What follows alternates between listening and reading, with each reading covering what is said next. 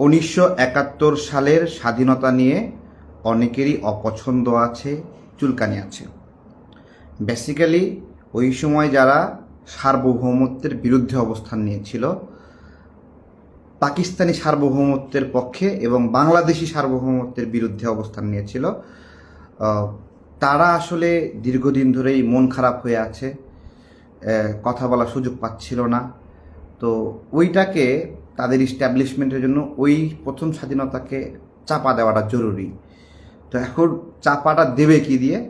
তারা 24-এর গণ অভ্যুত্থান যেটা হয়ে গেল, ওইটাকে কেন্দ্র করে একটা হাইপ তুলে দেওয়া যে এইটা আমাদের এখন থেকে দ্বিতীয় স্বাধীনতা। এবং কি করতে হবে?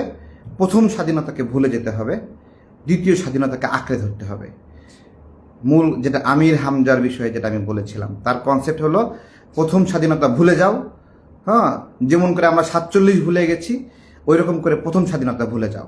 এখন লোকটার মাথায় এই কমন সেন্স নাই যে 47 আমরা ভুলে গেছি কেন?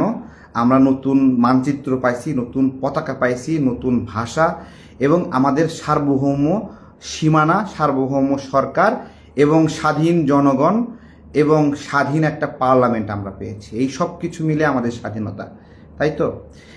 আমরা বিদেশি শক্তির হাত থেকে বের হয়ে নতুন আমাদের ব্যবস্থাপনা। তা 24-এ আগে এই বাংলাদেশের নাগরিকদের একটা অংশ যারা আওয়ামী লীগ করতো, তাদের ব্যবস্থাপনা ছিল। সেই জনগণকে আমরা দেশ থেকে বের করে দিয়েছি, তাদেরকে নিষিদ্ধ করেছি। ভালো করে বোঝেন কিন্তু, আমরা যদি এমন হতো যে 24-এর পরে আওয়ামী লীগকে নিষিদ্ধ করতে পারতাম, নিষিদ্ধ করে দিতাম। ডক্টর ইউনূস স্যার নিজেই বলল যে আওয়ামী লীগকে নিষিদ্ধ করেনি, সাময়িক সময়ের জন্য কার্যক্রম একটু স্থগিত রাখছেন। এমন সহজ করে বললেন যে উনি এর দায়টা নেবেন না, যে আওয়ামী লীগ নামের একটা দল আছে, সেই দলকে নিষিদ্ধ করার দায় উনি নিতে চান না।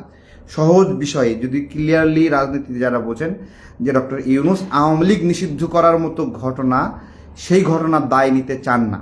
এই দায়টা বিএনপিও নিতে চায় নাই, একবারে স্পষ্ট কথা বলি, ঠিক আছে? তো এইরকম একটা অবস্থা। এমনকি এই দায়টা হাসনাত সার্জিসও নিতে চায় নাই।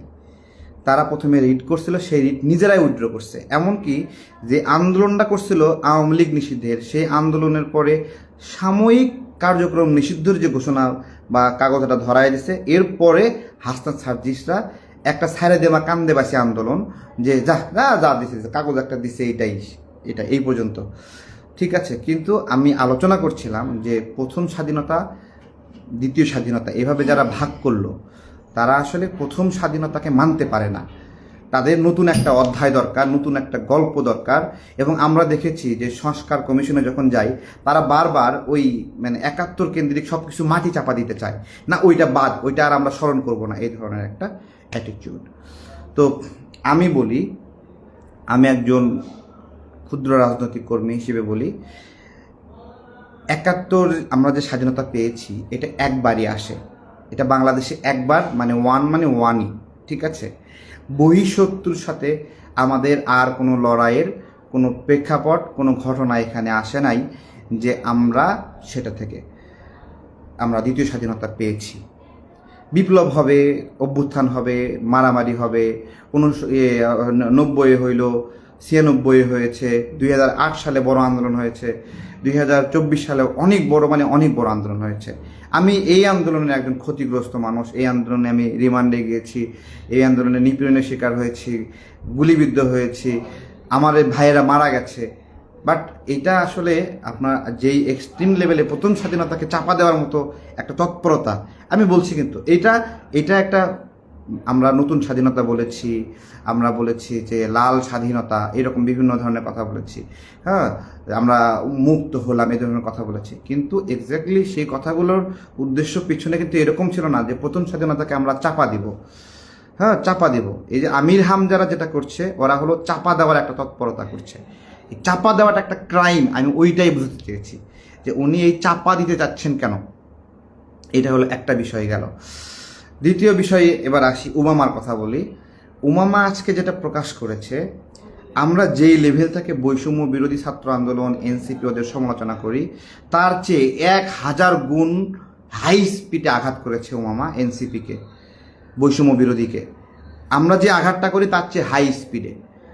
উনি যে বিষয়গুলো আনছে যে জুলাই স্প্রিট, আহতদের নিয়ে আবেগ, নিহতদের নিয়ে আবেগ, তারপরে চিকিৎসা নিয়ে আবেগ, এই সব কিছুই প্রতারণা, এই সব কিছুই ভুয়া। আমরা এই লেভেলে কখনো অ্যাটাক করিনি, ঠিক আছে? এটা উনি কেন করেছেন আমার যেটা মনে হচ্ছে, আমরা যেটা এনসিপিকে দেখেছি দূর থেকে, তাদের ভিতরের খবরটা আমরা জানি না, কিন্তু উমামা একবারে ভিতরের খবরটা প্রকাশ করে দিয়েছে। আমরা অনেকগুলো বিষয় দেখেছি, যেমন একজন ব্যবসায়ী এসে তাদের অফিসে, এনসিপির অফিসে এসে ছবি তুললো, হাসনা ছাব্বিশ আক্তার সহ, যে সে লক্ষ লক্ষ টাকা ওই আহতদের জন্য ফান্ডে দিল। আমার একটা প্রশ্ন, এনসিপির ভাইরা উত্তর দেবা, এটা উমামা ভালো জানে, ঠিক আছে? উমামা মনে হয় এখানেই গাইড করেছে যে ওই টাকাটা আহতদের জন্য যে রাষ্ট্রীয় ফান্ড, সেখানে কেন জমা দেওয়া হলো না, বা এই ধরনের জমা দেওয়ার কোনো তথ্য আপনারা পেয়েছেন? তাহলে টাকা দিল আহতদের জন্য কিন্তু ব্যয় করলো রাজনৈতিক কাজে। আমরা যখন 2018 সালে আন্দোলনটা করলাম, সেই সময় আন্দোলনের সময় আমাদের মানে এখন যেরকম দেখছেন না যে বৈষম্য বিরোধীরা বিকাশে নগদে টাকা নিচ্ছে, ঠিক একই ফরম্যাটে 2018 সালের আন্দোলনের পরেও বিকাশে নগদে বিভিন্নভাবে মানুষের ফান্ডিং গ্রহণ করা হয়েছে। আমরা এক্স্যাক্টলি নিন্দিত কেন হয়েছি আপনারা কিন্তু বোঝেন, কিন্তু নিন্দিত কেন হয়েছি। আমাদের কাছে 2018 সালের প্ল্যাটফর্ম, এটা অস্বীকার করাটা কিছু নাই, আমাদের কাছে এদেশের মানুষ জনগণ যা যা প্রত্যাশা করেছিল আমরা সেগুলো দিতে পারি নাই।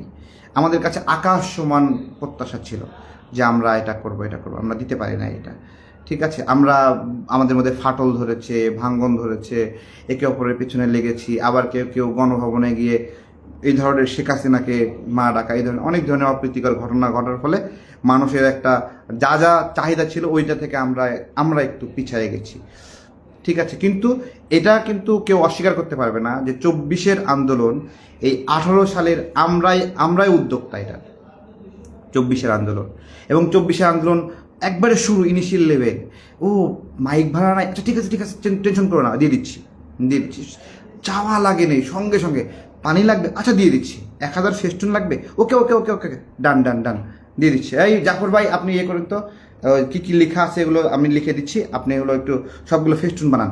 500 1000 বানাচ্ছে, রহমতুল্লার হাতে দিয়ে দিলাম, মুনতাসিরের হাতে দিয়ে দিলাম, যা ওগুলো দাও, পানি কিনে দিলাম, রিক্সা ভরে অটো ভরে ভরে পানি নিয়ে গেছে, সেগুলো দিয়ে দিয়েছে, ঠিক আছে? যখন দেখলাম যে আন্দোলনটা বন্ধ করে দিল, সেই সময় এসে নিজেরাই হাল ধরছি, ওরা তো পারছে না, ওরা তো ভয় পেয়ে গেছে, ওরা তো আপোষ করে ফেলছে। আমরা বলছি যে না, ওদের সাথে কোনো সমঝোতা, আপোষ, সংলাপ চলবে না, সংলাপ করতে হবে লাশের সাথে সংলাপ মানে অধ্যায় শেষ, ঠিক আছে? তো এইটা আর কি। তো যাই হোক, আমরা যে জায়গা থেকে বারবার বলে আসার কারণে আপনারা আমাদেরকে গালি দিচ্ছেন, ঠিক আছে? সেই গালিগুলো আস্তে আস্তে সবই তো সত্য প্রমাণিত হচ্ছে, ঠিক আছে? যা বলেছি টু দ্য পয়েন্ট, একটা মিথ্যা কেউ ধরায় দেন, একটা মিথ্যা, ঠিক আছে? একটা মিথ্যা ধরেন, এখানে লাইনে আছেন যারা, হুসাইন কামাল সহ যারা আছেন, সবাই মিলে একটা করে ভুল ধরায় দেন যে তারেক আপনি এই কথাটা অতিরঞ্জিত বলেছেন, এই কথাটা মিথ্যা বলেছেন, এই কথাটা আপনি অসত্য বলেছেন। সেটা ডক্টর ইউনুস স্যারের নামে বলেন, অথবা সমন্বয়কদের নামে বলেন, আসিফের নামে বলেন, নাহিদের নামে বলেন, যা যেখানে পড়েছি একটা লিস্ট করে দেন, আমি সেই বিষয়গুলো নিয়ে অকপটে ক্ষমা চাবো যদি আপনারা এটা দিতে পারেন। আপনি যাই হোক, আপনারা হলো এখন শেখ হাসিনা নাই, সবচেয়ে ভয়ঙ্কর খারাপ মানুষ এই বাংলাদেশের সে নাই। হ্যাঁ, আমরা যারা ভালো মানুষরা এই দেশের এখন উপর ছড়িয়ে ঘোরাচ্ছি, কর্তৃত্ব করছি, তাদের কাছে এই দেশের মানুষের অনেক অনেক অনেক প্রত্যাশা। সেই প্রত্যাশা আমরা দিতে পারছি কিনা তা উমামার লেখার মধ্য দিয়ে ফুটে উঠেছে। এটা হলো একটা বাস্তবতা। যে মানুক না মানুক, অনেকের স্বপ্ন আছে, আপনার একটা স্বপ্ন আছে, অমুকের একটা স্বপ্ন আছে, তার একটা স্বপ্ন আছে, আমরা ভালো করব, এই করব, সুন্দর সুন্দর আপনাদের অনেক অনেক প্রত্যাশা, আকাশ সমান প্রত্যাশা, বাট আমরা দিচ্ছি হলো একটা ঘোড়ার ডিম। এবং আমাদের সিস্টেম চলছে যে গাধা আমাদের পিঠে উঠে বসছে, আমরা গাধার পিঠে উঠে নাই, ঠিক আছে? হ্যাঁ, এই হলো একটা অবস্থা। আপনারা ভালো থাকবেন, দেশের জন্য ভালো সময় আছে, ঠিক আছে? আর আজকে আপনার হলো জামাত বিষয়ে যে কথাগুলো বলেছি, যারা দ্বিতীয় স্বাধীনতা নিয়ে অনেক অনেক মানে উচ্ছ্বাসী, ঠিক আছে। এমনি সংবিধানের ক্ষেত্রেও আমরা সংবিধান সংস্কারের কথা বলেছি, সংবিধান অনেক ভুল ধরেছি, কিন্তু এই যে সংবিধান সংস্কারের নামে ৭১কে উচ্ছেদের একটা তৎপরতা, এটাকে কিন্তু রুখে দিতে হবে, ঠিক আছে। ৭১কে উচ্ছেদের তৎপরতা যদি কেউ করে, রুখে দিতে হবে। এটা আমাদের জন্ম, আমাদের পূর্বপুরুষদের ত্যাগ, আমাদের আমাদের তাদের স্যাক্রিফাইস, আমাদের পরিবারের স্যাক্রিফাইস, আমাদের দাদা নানাদের স্যাক্রিফাইস, ওইটাকে আমরা ভুলতে পারি না। আমরা তোমাদের ভুলব না, যারা ৭১ আমাদের একটা সুন্দর বাংলাদেশ, স্বাধীন বাংলাদেশ দিয়েছে। ৫৩ বছরে কি হয়েছে, তাই তো? ৫৩ বছরে কিছু হয়নি। হ্যাঁ, ৫৩ বছরে ধীরে ধীরে ধীরে ধীরে দেশের আইন শৃঙ্খলা বদলেছে, ন্যায় বিচারের জায়গা বদলেছে, ধীরে ধীরে আমাদের অর্থনৈতিক অবস্থান উন্নত হয়েছে। আমরা যেটা স্বাধীন ভূখণ্ড আমাদের মতো করে ভাবি, যেই সরকারে আসুক, কিছুটা স্বৈরাচার হোক, কিছুটা খারাপ হোক, কে কার চেয়ে কম হয়েছে? বা সামনে জামাত যদি আসে, জামাত কি কমে ছাড়বে? তাহের ভাই কি বলল, যে অন্যের হাঁটুর ধইরা মানে পা টিপ্পা যদি এমপি হইতে পারো, 5 বছর তুমি তাকে দিয়ে পা টিপাই নেবা। এই যে একটা মনোবাসনা, এই মনোবাসনাটা কতটা ভয়ঙ্কর, ক্যান ইউ ইমাজিন? জামাতের একজন নায়েবে আমির বলছেন যে এখন মানুষের পা টিপো, হাঁটু ধরো, আর 5 বছর তোমার হাঁটু ধরে ওরা বসে থাকবে। এই যে একটা ইন্টেনশন, মানুষ যখন ইন্টারনালি কথা বলে তখন ভিতরে সব বের করে দেয়, ন্যাচারালি বলে ফেলে। এই যে জামাতের এই কথাটা, যে এখন পা টিপো, পরে গিয়ে পা টিপায় নিবা, এই অ্যাটিটিউড, আমি আতঙ্কিত, জাস্ট আতঙ্কিত। আর সবচেয়ে বেশি আতঙ্কিত তো প্রতিদিনই হই, একটু কিছু সমালোচনা করি, আইসা বাপ মা তুলে গালি দেয়।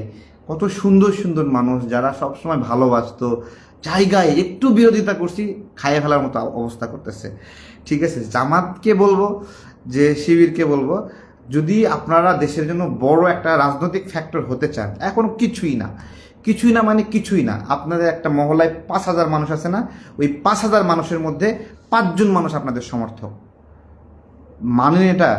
5 জন 7 জন, এভাবে সারা দেশের বিভিন্ন ইউনিয়ন গ্রাম থেকে 5 জন করে নিয়ে এসে আপনারা একসঙ্গে হয়তো বা 10,000 মানুষ হবেন বা 1 লাখ মানুষ হবেন। এটা টোটাল রাজনীতি না। হ্যাঁ, দেশের রাজনীতির যেদিন আপনারা মানে বট গাছ হবেন না, ওই দিন আপনাদের অনেক অনেক ত্যাগ স্বীকার করতে হবে, ঠিক আছে। বিএনপিকে আপনি 1000 গালি দেন, ওরা আপনাকে পাল্টা গালি দেবে না, ঠিক আছে। ওইটুকু লিবারেল তারা হয়েছে। আওয়ামী লীগকেও অনেক গালি দেন, ওরা শুধু শুনে যায়। একটা দল, বড় দল হয়ে ওঠার জন্য তাদেরকে এইরকম টেন্ডেন্সি থাকবে না যে একটা ভুল ধরলে আপনি মনে হয় নইরে গেলেন, এই টেন্ডেন্সি থাকা যাবে না। এই টেন্ডেন্সি ছাইড়া দেন, ঠিক আছে, ছাইড়া দেন। হ্যাঁ, আমরা একটা ছোট দল, আমাদেরকে কত কে গালি দিচ্ছে, সারাক্ষণ গালি দিচ্ছে। আমি কখনো পাল্টা গালি দেই? আমি বলেন আমার ভুলগুলো ধরেন। এইভাবেই মানে হলো, এটাই হলো একটা বিষয়, ঠিক আছে। গালি দেয় যাদের মাথায় বুদ্ধি কম, মানে খুব শর্ট টেম্পার মানুষগুলো। তাই এত শর্ট টেম্পার মানুষগুলো দেশের রাষ্ট্রের গুরুত্বপূর্ণ জায়গায় বসবে। দেশের মানুষ কি সব বোকা নাকি? দেখে না কিছু, দেখবে না এগুলো, যে ও এইভাবে সাইবার হ্যারাসমেন্ট করতেছে এরা, বাপরে বাপ, এদের হাতে দায়িত্ব দেওয়া যাবে না। মানুষ এগুলো দেখবে না, এগুলো কিছুই দেখবে না, ঠিক আছে। আপনারা ভাবছেন যে আপনাদের একটা আইডি নাম বদল করে ফেলছেন, ফেক আইডি, নাম দিয়েছেন আকাশ পাতাল বাতাস, ঠিক আছে, নাম দিয়েছেন বেহুলার বাসর ঘর, ঠিক আছে। এগুলো দিয়া ভাবতেছেন আপনাকে কেউ দেখতেছে না, কিন্তু টোটাল যে আপনাদের টিম ওয়ার্ক, সাইবার হ্যারাসমেন্ট, গালিগালাজ, আসলে মানুষ যখন নিজের আইডি থেকে কমেন্ট করে তখন না বাজে কমেন্ট করতে পারে না, কারণ বাবা মা পরিবার সবাই দেখে। কিন্তু যখন নামটা বদলায় ফেলে তখন তার জন্য তো স্বাধীনতা, ওই স্বাধীনতাটাকে আপনারা যেভাবে এনজয় করছেন, মানে আল্লাহ অশেষ রহমত, এগুলো প্রকাশ পেয়ে গেছে, দেশের মানুষ জেনে গেছে। এইটা আপনারা চেঞ্জ যদি না করেন, যেহেতু এটা প্রকাশ পেয়ে গেছে, সো এইটা আপনারা চেঞ্জ করতে বাধ্য, আপনারাও বদলাবেন। কিন্তু ততক্ষণে একটা জিনিস খারাপভাবে উপস্থাপন হয়ে গেল। ভালো থাকবেন, আসসালামু আলাইকুম।